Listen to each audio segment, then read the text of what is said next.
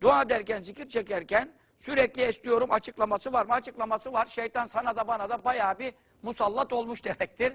Çünkü ettefâv mineşşeytan, esnemek şeytandan gelir. Vel utâs minerrahman, hapşırmak Rahman'dan gelir. Hapşırmakta çok fazilet vardır. Yani tabii onu kendin yapamazsın. Bizim Efendi Hazretleri öyle der. Adam hapşırır birden de ki şu kadar para vereceğim bir daha yapsana der. Adam şaşar kalır ne diyor Hoca Efendi diye. Yapamazsın. Kalp bile duruyor o anda sekteye uğruyor. O nasıl bir acayip bir şeydir hapşırmak. Rahman'dandır. Dolayısıyla Adem Aleyhisselam ilk hapşırmıştır. İşte elhamdülillah demek lazım. Karşı taraf yarhamükallah demesi lazım. Sen yehdine hadikumullah sünnetleri vardır. 7 denizin ötesinden hapşırma duysan hemen Allah'a zikret diyor.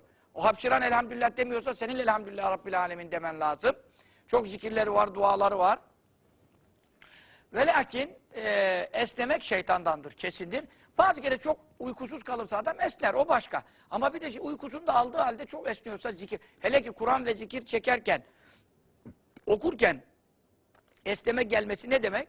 Şu demek ki şeytan seni uyutmak istiyor. Şeytan senin zikretmeni istemiyor. Onun için işte hemen eûzü besmele çekmek lazım. Eûzü 10 kere eûzü billahi semi'il alimi mineşşeytanirracim demek lazım. Ve eûzü billahi mineşşeytanirracim 3 kere en azından şeytandan Allah'a sığınarak o esnemeli hali de gider.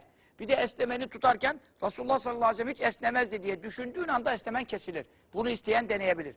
Kainatın Efendisi hayatı boyunca hiç esnememiştir. Çünkü şeytandandır. Şeytan ona nüfuz edememiştir. Bir insana esneme gelse onu fel yakfun mestata gücü yettiği kadar tutsun diyor. Böyle tutmak lazımdır. Ama zorlanıyorsun. O anda Resulullah sallallahu aleyhi ve sellem hiç esnemezdi. Düşündüğün anda bir anda bıçak gibi gittiğini müşahede edeceksiniz kardeşlerim.